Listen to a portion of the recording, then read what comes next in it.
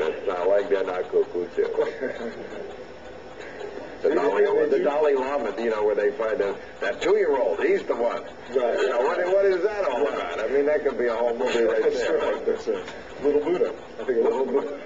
Do you think the reaction worldwide will be completely different depending on whether it's a Muslim country or a Christian country or a Jewish country? I don't think it'll be playing in a Muslim country.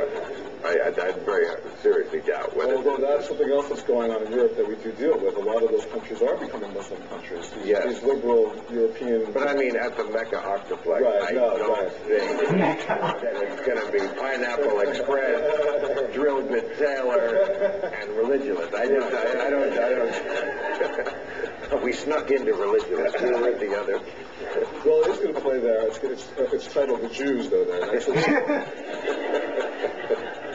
Sir, and then the gentleman here.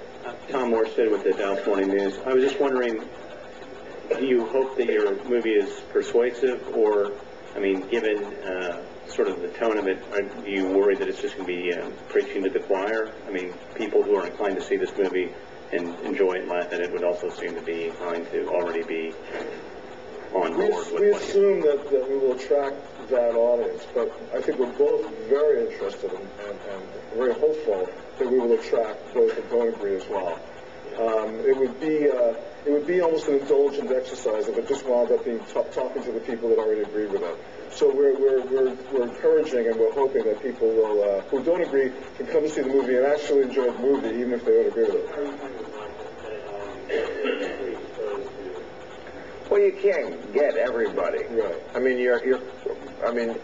when you say, are you going to get the people who are already disposed to see your movie, what movie can't you say that about?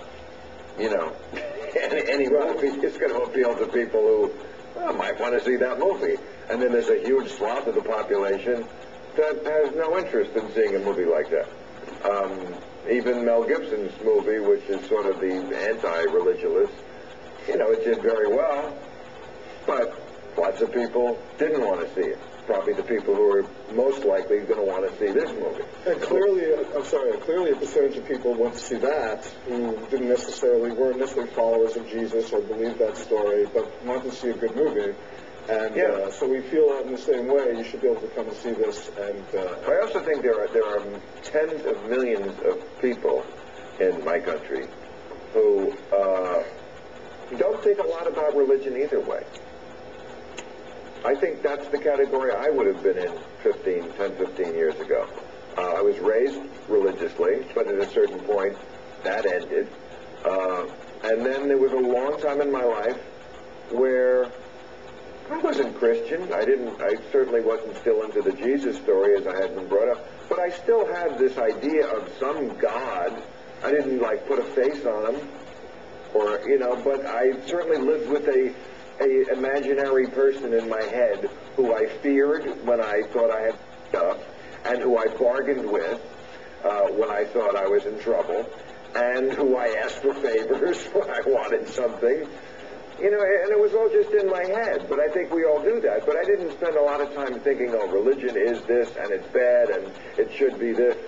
And I think for all those millions of people, this movie might be very valuable. To get them just thinking about it. It's a big thing. Maybe I should think about it more. And that's the reason that we did it. I mean, the conceit here is that on Saturday nights, when you and your girlfriend or your boyfriend are looking for a movie to see on a Saturday night, and Tropic Thunder is playing and Dark Knight is playing, we want this to be an option. We want this to be an alternative. And I think people who want to see a cool movie, a funny movie, a controversial movie, a distinct, unique movie, whatever they believe, will be able to get something out of this movie. So, Sir? Hi. Simon Howard from the Globe and Mail of Canada. I think it could safely be said a couple of weeks ago it looked for the first time as if the United States would have an election in which the culture wars really did not play a major part. Obviously that's changed. This film will be coming out smack in the middle of the election campaign. Yeah. You will be held up as a member of the Hollywood elite. Congratulations. Does it discomfort you a little to know that this is exactly the sort of red meat that's going to play to the followers of Sarah Palin, those who would not, up until her appointment as John McCain's running mate have perhaps voted for McCain, Well, this is exactly the sort of thing that's going to send them to the polls. I mean, yes, you're right. Republicans have traditionally thrown out a lot of red meat at this time of year. Sarah Palin, by the way, throws out actual red meat. I don't know if you know that. She kills them most fans. She guts it, and she throws people red meat. Those are large. Exactly. Oh, man. She actually snarls. Yeah. I mean, I hate to give money to politicians. I don't often do it, but after her speech, I wrote out a check to Obama so quickly. I'm like, that bitch just snarled. I'm writing a check right now. Yeah, this is trouble. We need Barack Obama. So, what was the question? It might have been perhaps, in retrospect, a little wiser to, say, release this middle of November rather than middle of October. I like October. The kids are in school.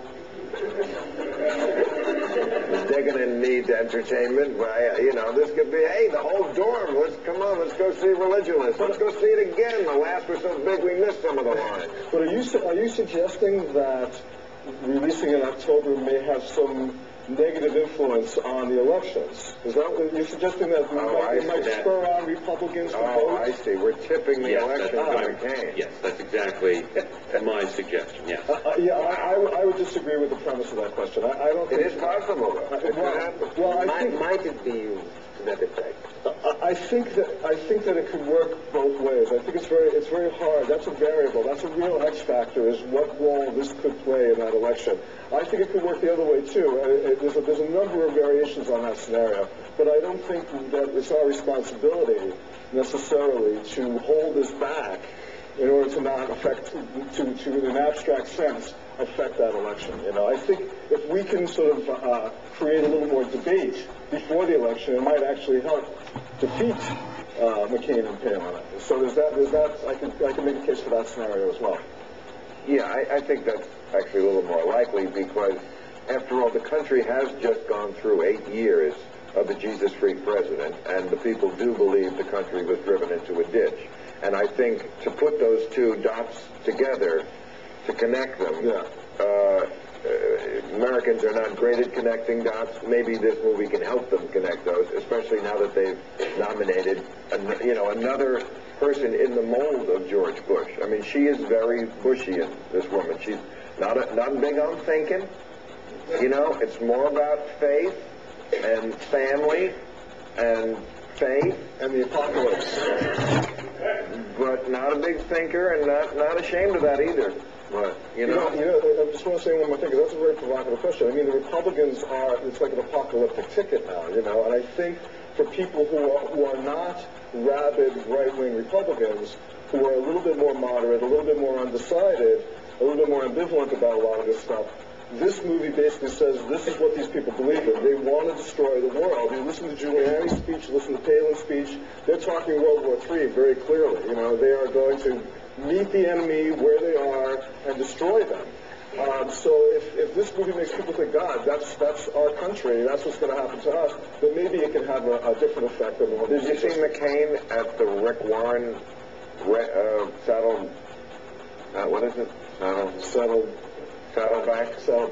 Saddleback Conference? Ranch? That's where they serve the game up in Calabasas.